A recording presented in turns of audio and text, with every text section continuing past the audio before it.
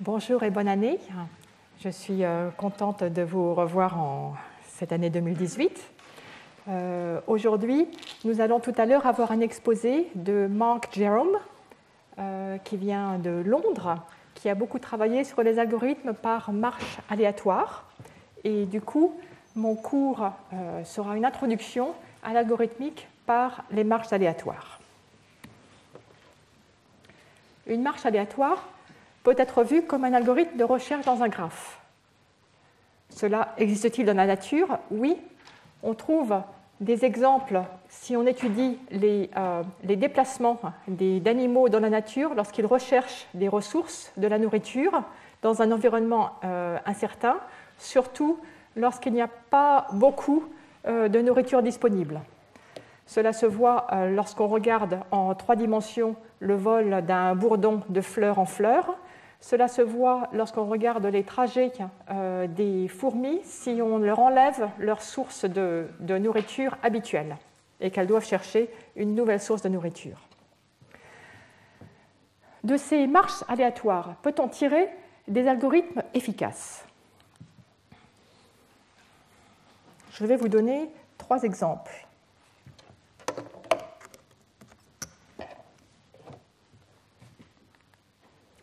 Trois exemples: décrypter un message, colorier un graphe, estimer la taille d'un réseau social.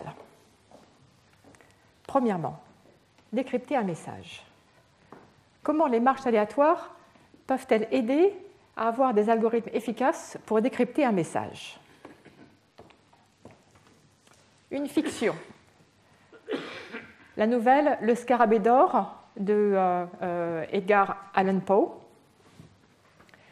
Je pense que la plupart d'entre vous ont lu cette nouvelle qui est tout à fait intéressante pour les algorithmiciens. Il y a un texte chiffré à décoder. Le voici. Voici ce texte. Il faut déchiffrer ce message pour trouver, je crois, le trésor, le scarabée d'or. Comment le personnage de la nouvelle a-t-il fait pour le déchiffrer? Ce message est écrit en langue anglaise, mais où chaque lettre a été remplacée par... on lui a substitué un symbole. Donc il s'agit ici de regarder ces symboles et de reconnaître le texte en anglais. Pour déchiffrer ce message, ça se fait en plusieurs étapes qui sont expliquées dans la nouvelle.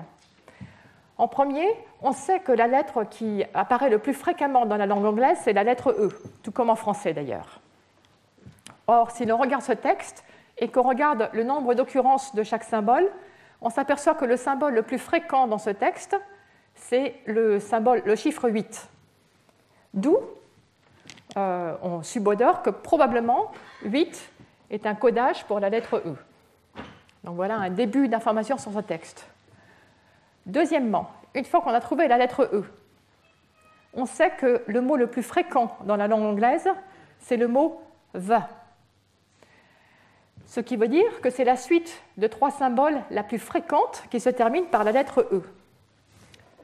Dans le texte codé, la suite de 3 symboles la plus fréquente qui se termine par le symbole 8, c'est .48. Donc, on imagine que probablement le point-virgule code la lettre T, le 4 code la lettre H, et donc le 8 la lettre E. Et ainsi de suite, en procédant par déduction successive, le personnage de la nouvelle peut arriver à décoder ce texte chiffré et de là arriver à trouver le scarabée d'or. Bon, ça, c'est de la fiction. Et ça demande beaucoup d'ingéniosité au personnage de la nouvelle. Maintenant, passons à la réalité. Un jour, dans le département de statistique de l'université de Stanford, quelqu'un est arrivé, un psychologue qui travaillait dans une prison de Californie, et voici ce qu'il avait avec lui. Un texte, une suite de symboles, quelque chose qui avait été écrit par des prisonniers dans la prison fédérale. Question, qu'est-ce que ces prisonniers pouvaient bien se dire quand ils communiquaient les uns avec les autres? Qu'est-ce que ce texte voulait dire? Comment déchiffrer ce texte? C'est un bon sujet de cours de statistique. Alors, comment faire? On part de l'hypothèse que chacun des symboles, les points, les barres, les combinaisons de points et de barres, représente une lettre de l'alphabet. Et on essaie de décoder ce texte. La façon la plus naturelle, le premier algorithme qu'on essaierait quand on réfléchit un petit peu à ce problème, c'est de regarder la fréquence des lettres dans l'alphabet anglais. Donc cette fréquence est disponible, E, T, A, O, I, N, etc. Voici la fréquence des lettres dans les textes anglais, en anglais. Et ensuite, on regarde le texte chiffré, on regarde le nombre d'occurrences de chaque symbole, et on les remplace par ordre de fréquence. Le plus fréquent par un E, le deuxième plus fréquent par un T, le troisième plus fréquent par un A, etc. Malheureusement, cette méthode échoue lorsque le texte est trop court. Elle ne donne pas un résultat qui a beaucoup de sens. Pourquoi? Vous voyez bien que, par exemple, la lettre O et la lettre I sont faciles à confondre parce qu'elles ont quasiment la même fréquence. De même pour S et R, de même pour tout ce paquet de lettres. Puis ces lettres sont rares de toute façon. Donc, la fréquence des lettres ne suffit pas pour décoder un texte court. Alors, comment faire? Eh bien, de même que dans le scarabée d'or, on utilisait la fréquence non pas seulement des lettres, mais des suites de lettres consécutives T, H, E, ici, on peut examiner la fréquence des paires de lettres consécutives dans le langage en anglais. Voici la liste des paires de 2 lettres consécutives ordonnées par leur fréquence. La paire la plus fréquente, c'est TH, the, HE, IN, etc. Et puis, voici le pourcentage des paires de lettres consécutives qui sont TH. À partir de cela, comment peut-on utiliser ça pour en déduire un algorithme pour essayer de déchiffrer le texte sans faire preuve de trop d'ingéniosité? C'est-à-dire, si on a un deuxième texte, un troisième texte, avoir une méthode générale pour déchiffrer les textes de ce type. Ce qu'on observe, c'est qu'à partir de cela, on peut voir qu'une fois qu'on a lu un T dans la langue anglaise, la lettre suivante sera un H avec probabilité environ 38%, à savoir la fréquence de TH divisée par la fréquence de la lettre T. Après avoir lu la lettre T, la lettre suivante est un I avec probabilité 14%, etc., etc. Après avoir lu un I, la lettre suivante est T avec proba 15%. Donc, nous avons des informations non seulement sur la fréquence d'occurrence des lettres, mais aussi sur les voisinages entre les lettres, la fréquence d'occurrence de 2 lettres consécutives. À partir de ça, on peut essayer de repérer ces lettres consécutives. Si on a une suite de lettres, donc on fait une tentative pour décrypter le message, on obtient une suite de lettres de la langue anglaise, T, I, T, H, etc. On peut se dire, est-ce que cette suite est une bonne suite? Quelle est la qualité de cette suite? Eh bien, on peut mesurer la qualité de cette suite selon les fréquences des paires de lettres consécutives. Par exemple, la qualité d'un message qui commence par T, I, T, H, ça va être 0,14, la fréquence du digramme TI, fois 0,15, 15% la fréquence de IT, fois 38% la fréquence de TH, etc. Ceci nous donne une estimation de la valeur, la qualité de ce texte, de cette suite de lettres. À partir de ça, voici un algorithme pour déchiffrer ce texte. On démarre par une correspondance arbitraire entre les symboles qui sont là-haut et les lettres de l'alphabet. Par exemple, ce symbole-ci, on le remplace par un T, celui-là, 2 barres parallèles par un I, celui-ci, une barre horizontale avec un point en dessous par un H, inférieur, ça va devenir A, etc. Arbitraire. Quand on utilise cette correspondance, on obtient une suite de lettres de la langue anglaise. On peut donc calculer sa qualité, le produit des fréquences de tous les digrammes. Que va-t-on faire? Probablement que ceci n'est pas une bonne correspondance. Probablement que ce texte ne veut rien dire. Alors, ce qu'on va faire, c'est répéter, essayer de modifier cette correspondance pour l'améliorer. Et comment la modifier?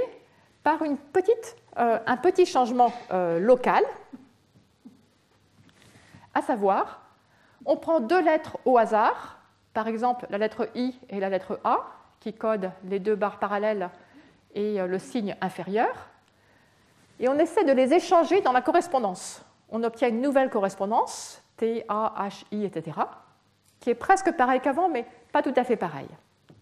On calcule la nouvelle qualité de ce nouveau texte. On la compare à celle qu'on avait avant. Si c'est une meilleure correspondance, ben on y va.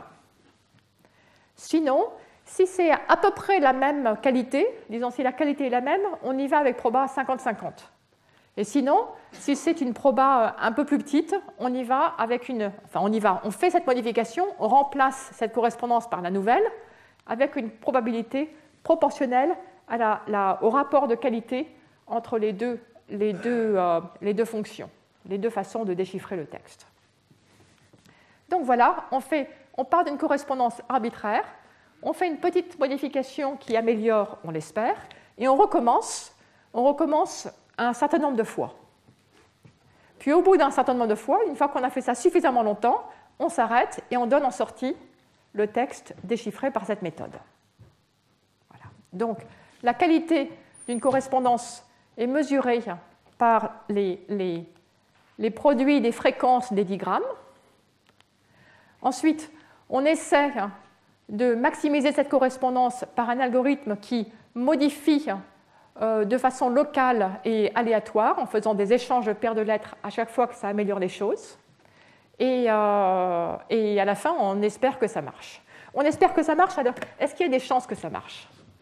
Au lieu de commencer par ce texte mystérieux, commençons par tester cette méthode sur un texte connu.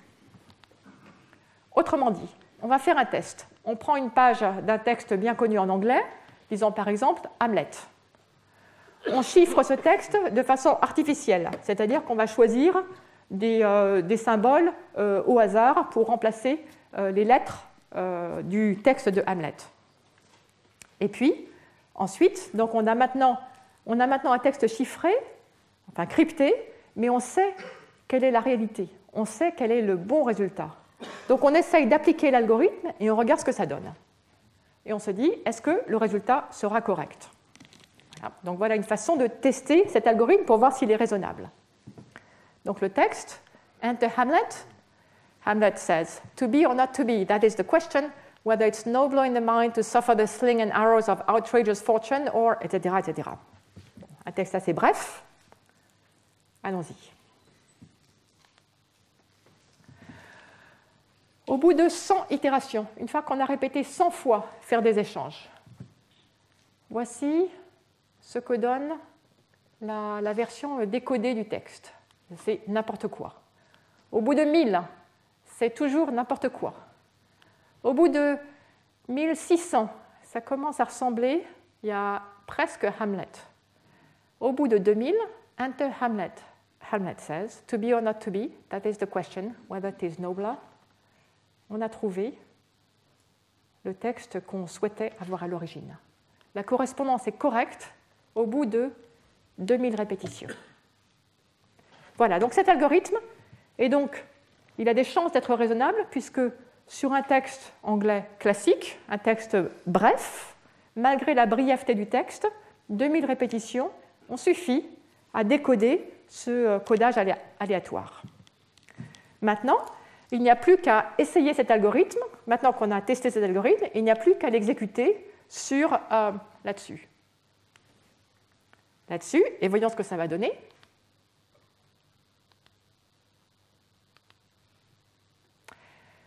Voici ce que ça donne. To, but RB. con todo mi respeto. I was sitting down playing chess with Danny, the EMF, and boxer DL Centro was sitting next to us. Boxer was making loud and loud voices, so I tell him, por favor, can you kick back, homie, because I'm playing chess. A minute later, etc., etc. Voici un texte qui est effectivement ce qu'il a écrit. C'est-à-dire, ce texte, ce n'est pas du bon anglais. Hein, c'est un espèce d'anglais mal écrit. Il y a des raccourcis, il y a des mélanges d'anglais et d'espagnol, il y a des noms de personnes. C'est un pseudo-anglais. Et malgré tout, l'algorithme a été suffisamment robuste pour réussir à décoder le texte. Donc ça, c'est un succès d'un algorithme avec décision aléatoire, type Metropolis.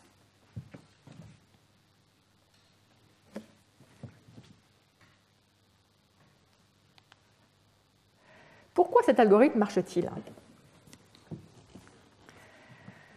Nous avions les fréquences des lettres, mais nous avons utilisé à la place, pour calculer la qualité des décodages, les fréquences des paires de lettres consécutives. Il y a beaucoup plus d'informations dans les fréquences des paires de lettres que dans les fréquences des lettres elles-mêmes.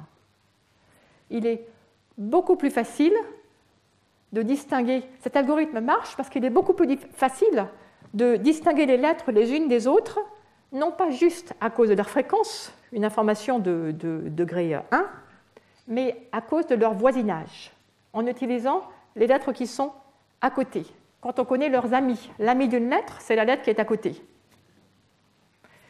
Et ça, en fait, pour ce texte, cela suffit. Le texte faisait à peu près 1 page de longueur, et ça a suffi pour faire le décodage en entier.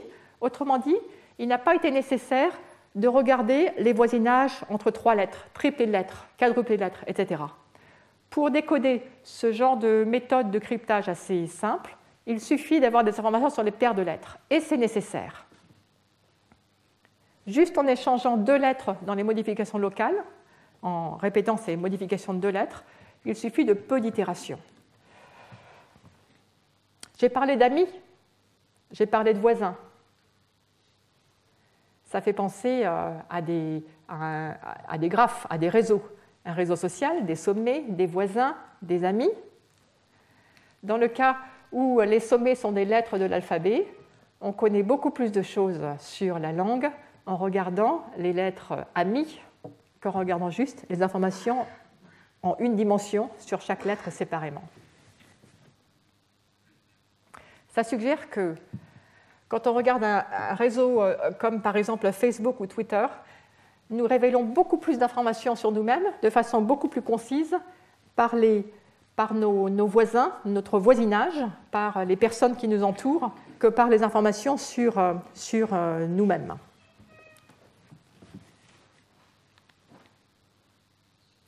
L'algorithme générique, donc, il est utilisé pas seulement pour ce problème unique, mais pour toute une série de problèmes. On prend une solution initiale arbitraire, on calcule sa qualité, et puis on répète suffisamment de fois, on fait une petite modification locale de la solution, on calcule la nouvelle qualité. Si elle est meilleure, on remplace la solution par la nouvelle. Si elle est moins bonne, ça dépend à quel point elle est moins bonne, on remplace avec probabilité proportionnelle au rapport entre les qualités de l'ancienne et de la nouvelle solution. Les difficultés en pratique, donc ça c'est très général, ça s'applique dans beaucoup de cadres. Définir ce que c'est que la qualité. Donc pour ça, il faut avoir une bonne compréhension du problème. Choisir la modification locale, suffisamment simple pour qu'on puisse le faire rapidement et suffisamment générale pour qu'elle permette rapidement d'atteindre beaucoup de solutions différentes. Et surtout, définir suffisamment de fois. Ça, c'est le problème principal de ce genre de technique. Combien de fois, combien d'itérations il faut faire avant d'avoir une bonne solution. Voilà, donc ça, c'est une famille d'algorithmes basés sur des marches aléatoires, les algorithmes de type Metropolis. Donc nous avons utilisé en fait un réseau social, entre guillemets, des lettres de l'alphabet, les relations sociales des lettres de l'alphabet. De la lettre T, on peut aller à la lettre I avec proba 14%, vers la lettre H avec proba 38%. Et ce que ceci définit, ce que nous avons fait en réalité, ça définit une chaîne de Markov. Il y a une application au quotidien de ce genre d'études d'occurrence et de co-occurrence des lettres de l'alphabet. C'est lorsque vous écrivez un SMS et que vous choisissez l'option d'avoir une autocomplétion des mots que vous écrivez. What could possibly go? Ici, on vous propose wrong to wrong with, c'est-à-dire on complète naturellement par le mot suivant en utilisant les statistiques sur les occurrences des mots.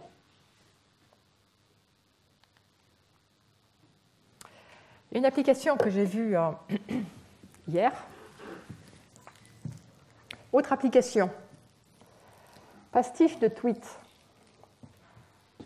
Par exemple, considérez les tweets de Donald Trump, le président des États-Unis. Il en écrit beaucoup, donc ça fait une base de données assez importante.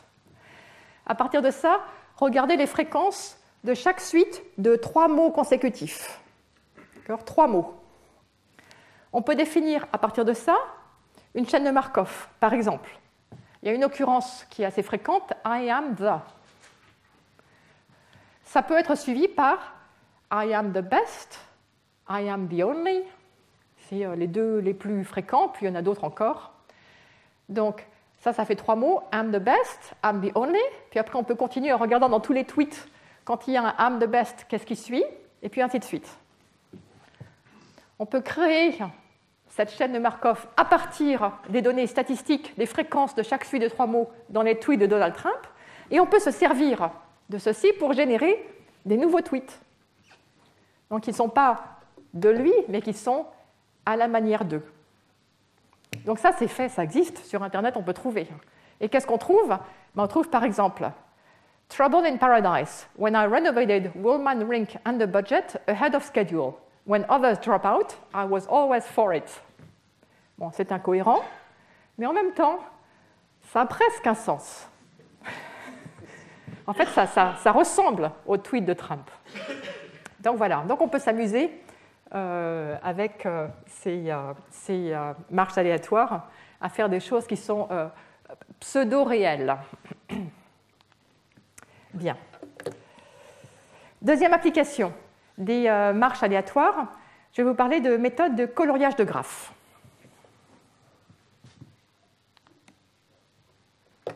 Cette fois-ci, on va être un peu plus sérieux.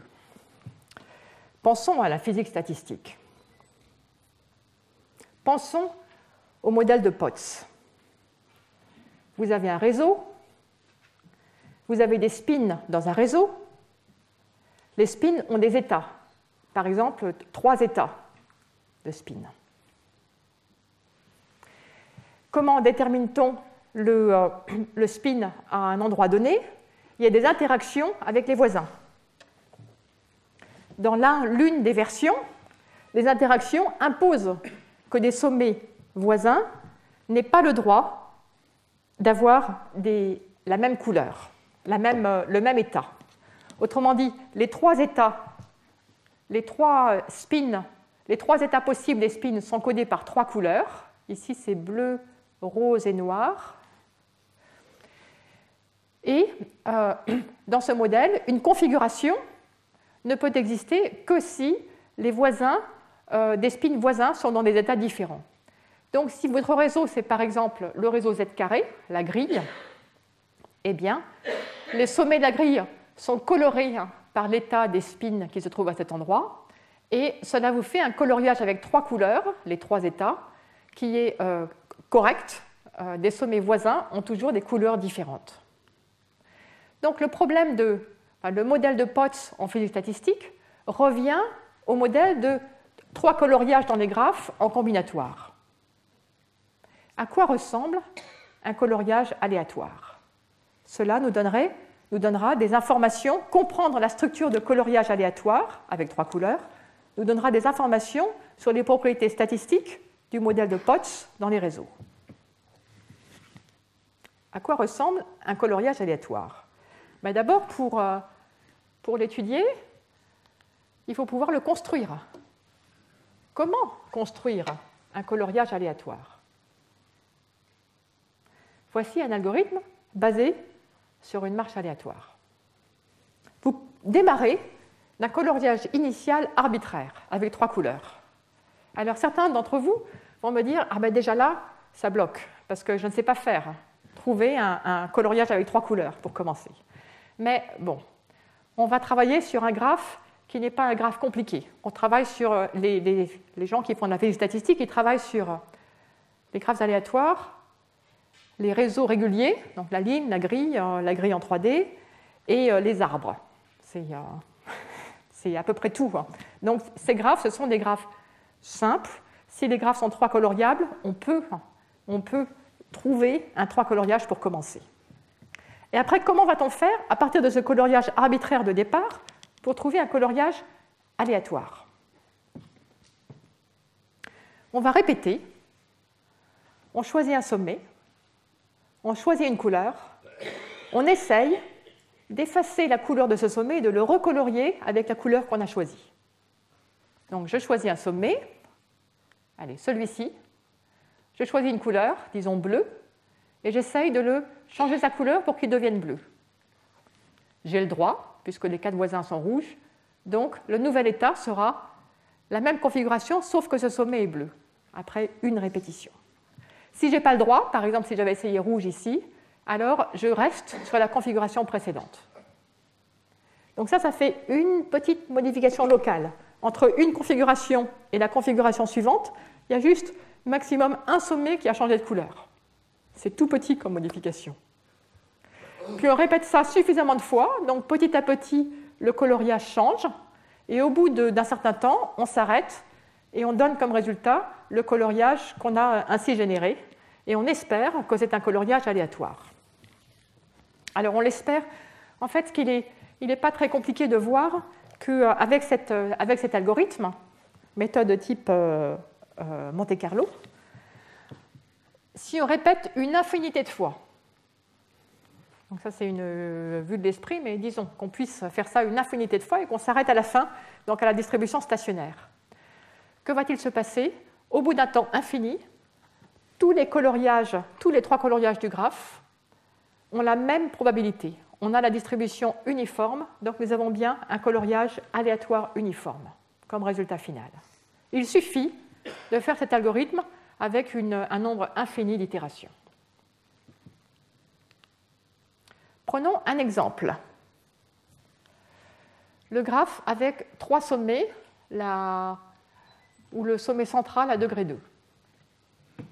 Que sont les 3 coloriages de ce graphe? Vous avez tous les coloriages où les 3 sommets ont des couleurs différentes, donc vert, rose, noir, rose, vert, etc. Il y en a 6. Et puis tous les coloriages où les 2 sommets extrémités ont la même couleur et le sommet central a une autre couleur. Il y en a 6 aussi. En tout, vous avez 12 coloriages possibles. Que se passe-t-il? Comment marche l'algorithme? Eh bien, voici les transitions possibles entre les divers 3 coloriages. Bon, par symétrie, il n'y a essentiellement que 2 types essentiels de coloriage, les 6 du haut ou les 6 du bas. Prenons un coloriage comme celui en haut à gauche, où les 3 couleurs sont différentes, vert, rose, noir. Que se passe-t-il? Vous prenez un sommet au hasard, une couleur au hasard, et vous essayez de modifier. La plupart du temps, vous n'aurez pas le droit, vous serez coincé.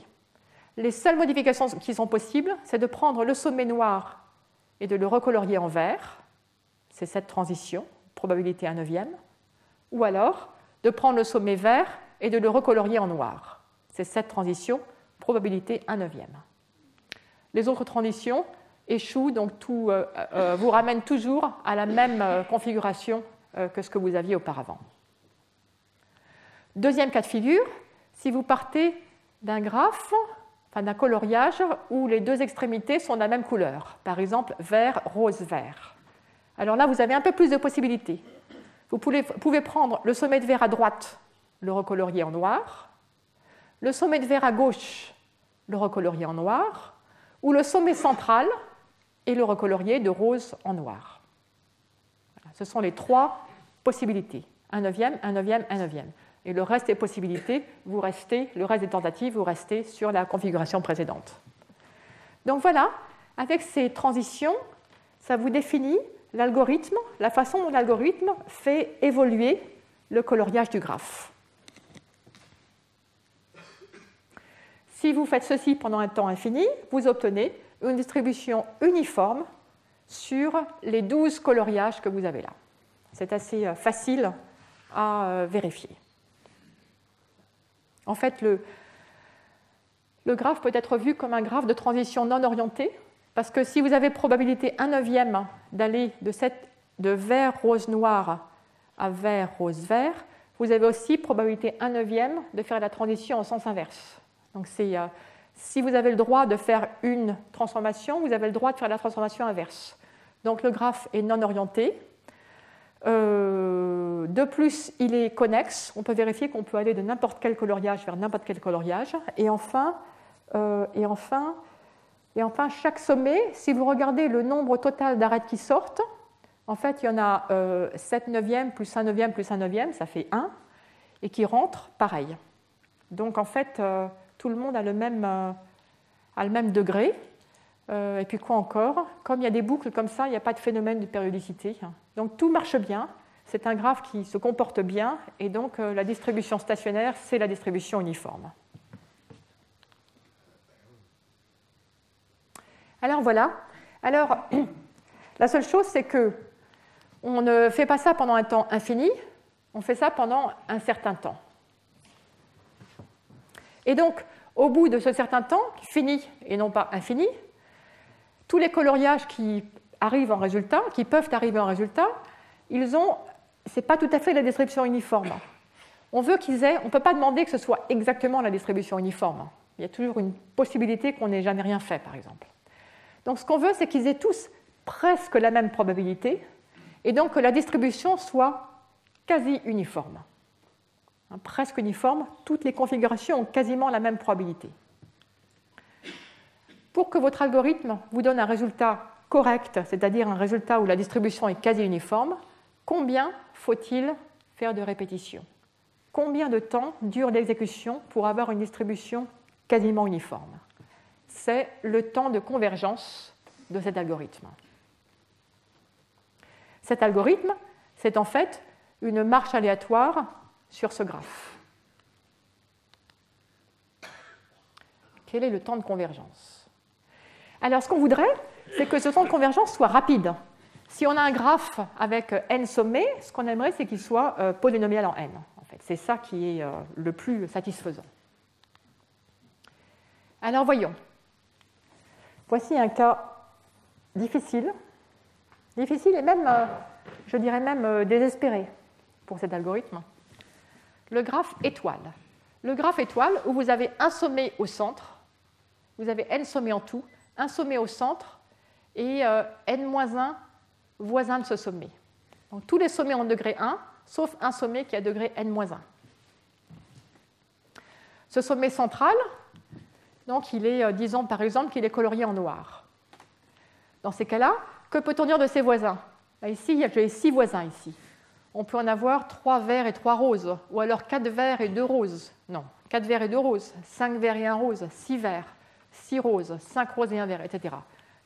Voici quelques exemples de configuration du graphe que vous explorez. Que peut-on dire de ces configurations? Donc, le graphe lui-même à colorier, il a 7 sommets. Le graphe des configurations, il a un sommet pour chaque coloriage. Voici un sommet du graphe des configurations. Si vous prenez ce sommet, que vous colorez le sommet 2 en rouge, vous changez le coloriage du sommet 2 en rouge, vous obtenez cette configuration-là. Donc une configuration, c'est un sommet dans le graphe dans lequel on fait la marche aléatoire. Donc vous avez un gros graphe comme ceci.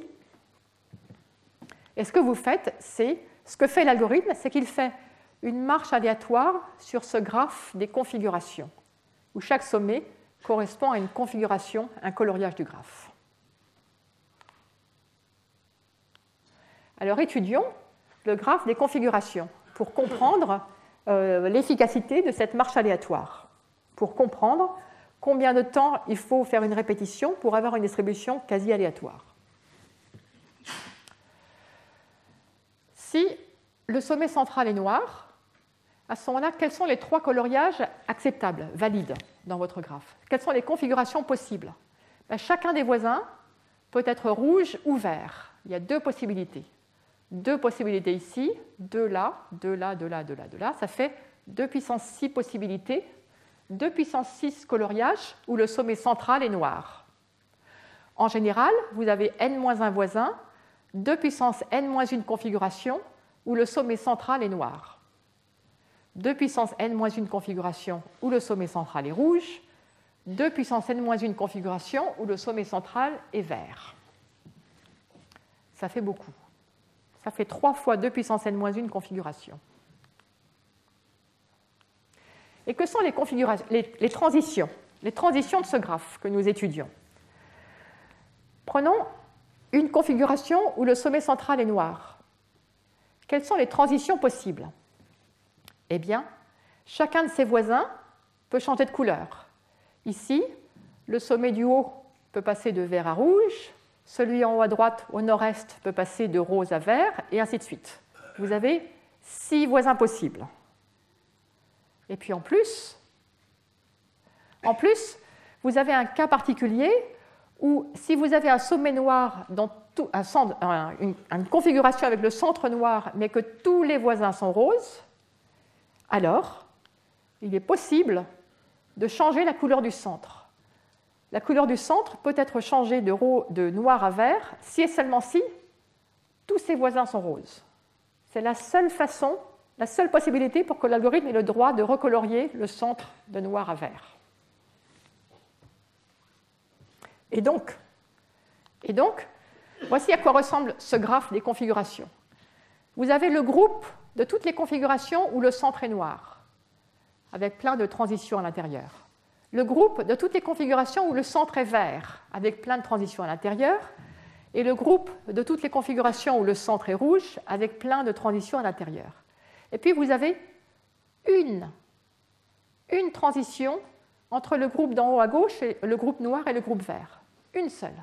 Il y a une seule façon de passer du groupe en haut à gauche au groupe en haut à droite. Une seule façon ici et une seule façon là.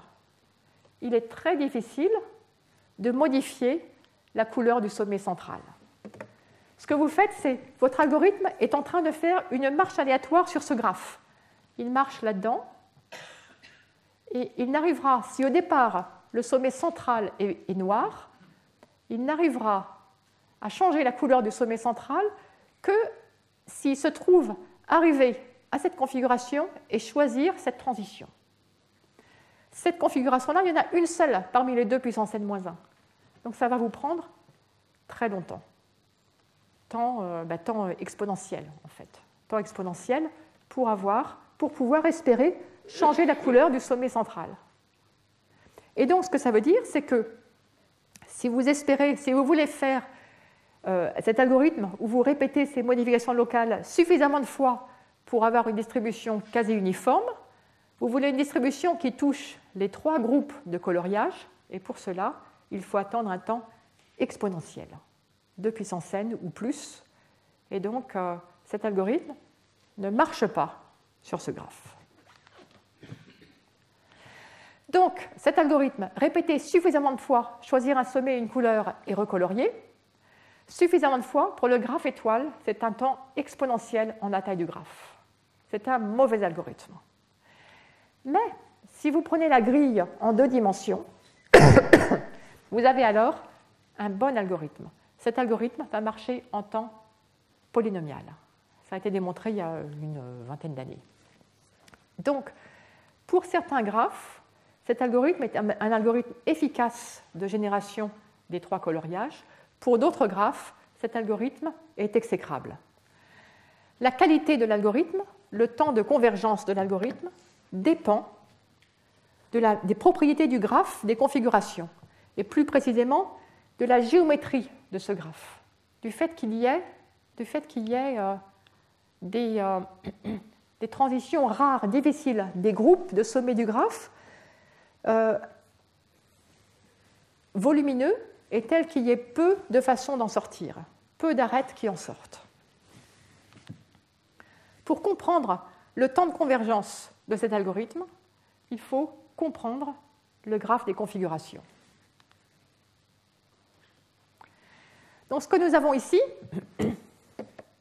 nous sommes partis d'un problème physique, le problème du modèle de Potts. Nous avons regardé un algorithme d'échantillonnage aléatoire, algorithme probabiliste. Pour l'analyser, pour voir s'il marche, s'il donne quelque chose qui a du sens, nous tombons sur un problème de géométrie des graphes, un problème mathématique, de combinatoire et de géométrie. La physique, l'informatique, les mathématiques, tout est lié. On ne peut analyser, on ne peut comprendre l'un que si on comprend l'autre.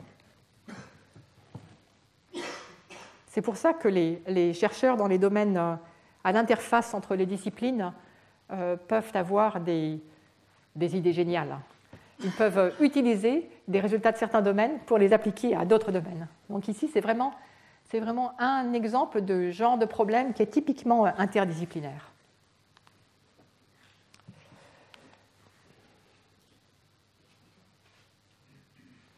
Alors, je pense que je voudrais juste dire un petit mot de plus sur la géométrie de ce graphe. En fait, ici, j'ai parlé du volume du graphe, du volume d'une partie du graphe, le nombre de configurations qui sont dans ce groupe, le nombre de sommets de ce graphe, et du nombre de transitions pour sortir. Le nombre de transitions, c'est un peu comme la surface. Donc, regardez le volume et la surface, comparer la surface de sortie au volume, c'est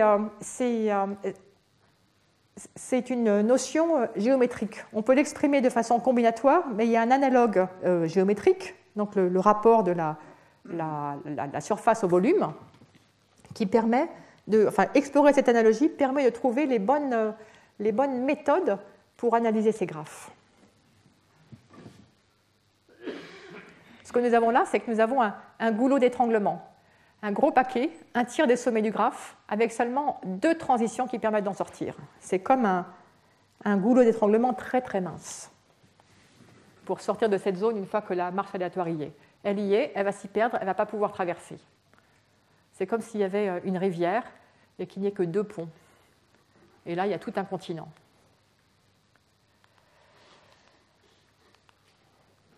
Alors, troisième exemple d'application d'algorithmes de marche aléatoire, estimer la taille d'un réseau social. Que savons-nous de Facebook, de Twitter, de LinkedIn et d'autres réseaux sociaux? Nous savons que ces réseaux sont grands. Nous savons que ces réseaux évoluent au fil du temps. Nous savons que nous-mêmes, nous n'en voyons qu'une petite fraction à un moment donné. Qu'est-ce que nous pouvons faire pour comprendre ce graphe?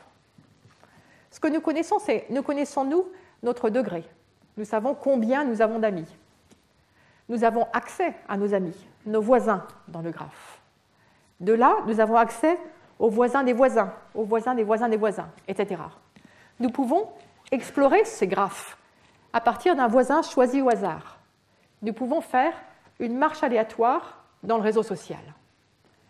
Qu'est-ce qu'une marche aléatoire peut nous apprendre sur le graphe? Essayons une première question. Une question vraiment de base. La première question qu'on devrait poser au sujet d'un graphe, en général, on ne la pose pas parce qu'on connaît déjà la réponse. Combien y a-t-il de sommets? Combien y a-t-il d'utilisateurs de Twitter ou de LinkedIn comment pouvons-nous calculer cela? Combien y a-t-il de pages web? Voici un algorithme. on va, à partir de notre site sur Facebook par exemple, on va faire une marche aléatoire suffisamment longue. Au bout de cette marche aléatoire, on arrive à un certain sommet. On l'appelle X de I. Et puis, on réessaye. On fait une nouvelle marche aléatoire. On aboutit à un autre sommet, un troisième sommet.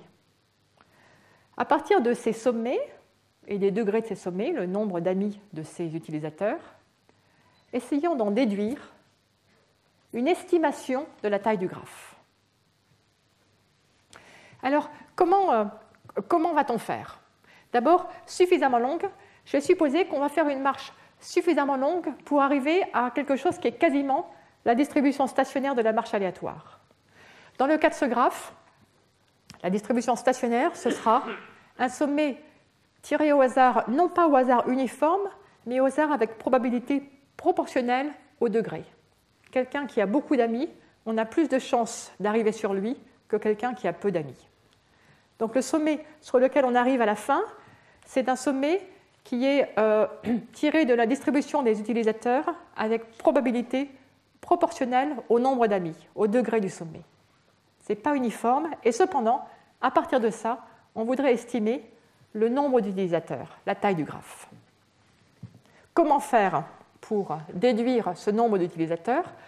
Bon, pour l'instant, j'ai dit, on ne sait pas comment. Donc j'appelle ça un algorithme, mais ça devrait être algorithme entre guillemets, puisqu'il y a cet oracle, déduire on ne sait comment. Il y a un cas où on sait faire. Il y a un cas où c'est facile d'avoir une idée. Imaginez que tous les sommets aient le même degré. Donc vous avez n sommets dans votre graphe, vous ne connaissez pas n. Mais vous savez faire une marche aléatoire suffisamment longue pour qu'elle vous donne un sommet au hasard. Vous tirez un sommet au hasard, 2. Un sommet au hasard, 150. Un sommet au hasard, 151. Un sommet au hasard, 40. Un sommet au hasard, 40. Enfin, plutôt, ce n'est pas des numéros, c'est des noms de personnes. Alice, Barbara, Claudia et Delphine. Alors, ce qui se passe, c'est que là vous avez tiré le même sommet 2 fois.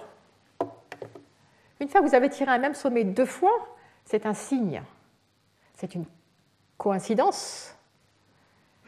Ça vous donne une idée de la taille du graphe.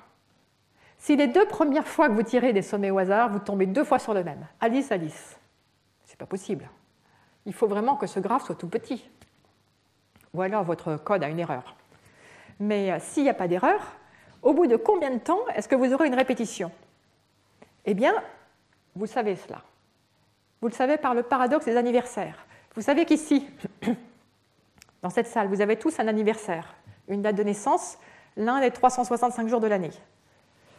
Si ces anniversaires sont uniformes, si vous êtes plus de 23, et vous l'êtes, il est probable que 2 d'entre vous ont le même anniversaire. S'il y a n anniversaires, que vous tirez des anniversaires au hasard, au bout de racine de n, vous allez avoir une collision. 2 personnes qui ont le même anniversaire. Donc ça veut dire que si au bout de k tentatives, au bout de k tirages aléatoires de sommet du graphe, vous avez une collision. Vous retrouvez un sommet que vous avez déjà eu avant. Alors vous vous dites, k c'est à peu près racine de n. Et donc ce n inconnu, c'est à peu près k au carré. Et donc l'idée de l'algorithme, c'est vous faites une marche aléatoire jusqu'à avoir un sommet aléatoire uniforme, dans le cas où tout le monde a le même degré. Vous recommencez jusqu'à avoir une collision, un sommet que vous avez déjà vu avant. Alors, si vous avez fait k tentatives, n, ça va être grosso modo k au carré. Donc ça, c'est un algorithme possible lorsque tous les sommets ont le même degré. Et ça marche bien pour certains graphes. Par exemple, pour l'hypercube. L'hypercube, si vous avez 2 puissance m sommets, pour avoir un sommet aléatoire, il suffit de faire m polynomial en m, nombre d'étapes, et puis vous répétez racine de n fois, et puis vous trouvez une collision, et vous trouvez la bonne estimation de la taille de l'hypercube. vous n'aurez exploré, ça vous permet de trouver n sans avoir vu tous les sommets. Pour ce graphe-là, vous n'aurez exploré que, grosso modo, racine de n fois un logarithme des sommets du graphe, et malgré tout, vous avez une bonne estimation de la taille du graphe. Et que se passe-t-il si les degrés sont différents les uns des autres? Si les degrés sont différents les uns des autres, eh bien là, il faut faire une estimation un peu plus complexe. Vous allez faire de nouveau K marche aléatoire. Donc vous obtenez K sommets qui sont tirés non pas de manière uniforme, mais avec probabilité proportionnelle à leur degré. Vous regardez les collisions. Vous regardez le nombre de paires, le deuxième sommet et le cinquième sommet, c'est le même. Le cinquième et le huitième, c'est le même. Le deuxième et le huitième, c'est le même. Le nombre total de collisions, de paires de sommets qui sont identiques. Vous regardez le degré total de vos sommets, la somme de leurs degrés, et la somme des inverses des degrés. Vous allez dire, mon estimation, ce sera le degré total fois le degré inverse total, la somme des inverses des degrés, divisé par 2 fois le nombre de collisions, à peu de choses près. Et ça, ce sera votre estimation du nombre de sommets du graphe. Il s'avère que ceci est une bonne estimation en ce sens que si la somme des degrés, c'était effectivement la valeur moyenne, donc c'est une variable aléatoire, mais ça a une moyenne, si c'était effectivement de manière fiable la moyenne, si la somme des inverses des degrés était effectivement la moyenne, si le nombre total de collisions était la valeur moyenne de cette variable aléatoire, alors cette formule vous donnerait exactement la bonne valeur de n. En réalité, ce ne sera pas exactement à la moyenne, puisqu'il y a de l'aléa partout, mais vous répétez ça suffisamment de fois, une dizaine de fois, une centaine de fois, à ce qu'il faut, et du coup, chacune de ces variables sera proche de sa moyenne, et du coup, cette estimation sera proche de la réalité, et du coup, ça vous donne une méthode, une technique, pour estimer la taille de ce graphe sans nécessairement avoir vu tous les sommets du graphe. Peut-on mieux faire? Oui, il y a des meilleurs estimateurs. Il y a des meilleurs estimateurs. Ça, c'est une méthode proposée il y a quelques mois dans un article récent qui n'est pas encore publié, je crois. Il est sur Archive. Si tous les sommets ont le même degré, si on utilise les marches aléatoires, non seulement la valeur finale de la marche aléatoire, mais aussi les étapes intermédiaires, et qu'on regarde les collisions non seulement à la fin, mais aussi en cours de route, on peut exploiter ces informations pour avoir une façon d'estimer la taille du graphe qui soit plus rapide, où le nombre total d'étapes est plus faible. Donc on peut mieux faire. Je ne vais pas vous faire l'analyse. Ce que je veux vous dire cependant, c'est que ce qu'on voit ici, c'est que par cette suite d'algorithmes, c'est que si vous voulez comprendre ce graphe, le réseau social, Facebook ou Twitter ou autre chose, pour comprendre ce graphe, ne fût-ce que son nombre de sommets, ou son nombre d'arêtes, ou d'autres paramètres de ce graphe, il faut comprendre l'algorithme de marche aléatoire. Comprendre le fonctionnement de l'algorithme de marche aléatoire vous permet de déduire des paramètres sur le graphe. Et donc, ce que nous voyons ici, c'est qu'il y a un lien intime entre le temps de convergence d'une marche aléatoire sur le graphe et la structure de ce graphe. Si vous voulez étudier une marche aléatoire sur un graphe, comme le graphe des configurations pour le 3 coloriage, il faut comprendre la géométrie du graphe. Ça vous permet de savoir quel est le temps de convergence de l'algorithme. Inversement, si vous voulez estimer le nombre de sommets de ce graphe, estimer les paramètres du graphe, il suffit de comprendre la marche aléatoire, et la marche aléatoire va vous éclairer sur les paramètres du graphe. Donc il y a un lien étroit entre comprendre l'un, c'est comprendre l'autre. Comprendre une marche aléatoire sur un graphe et comprendre la structure combinatoire du graphe, les deux vont ensemble. Et du coup, ce qu'on voit, c'est que ces algorithmes de type marche aléatoire, ils surviennent dans des contextes divers, ils sont des algorithmes quasiment génériques, en ce sens qu'ils ont des applications très diverses. Ce sont des algorithmes simples qu'on peut utiliser un petit peu au hasard, dans des contextes où on ne sait pas si ça va marcher ou pas. Mais pour les comprendre, il faut pouvoir analyser, utiliser des outils de combinatoire et de géométrie des graphes. Voilà. Sur ce, je vais m'arrêter là.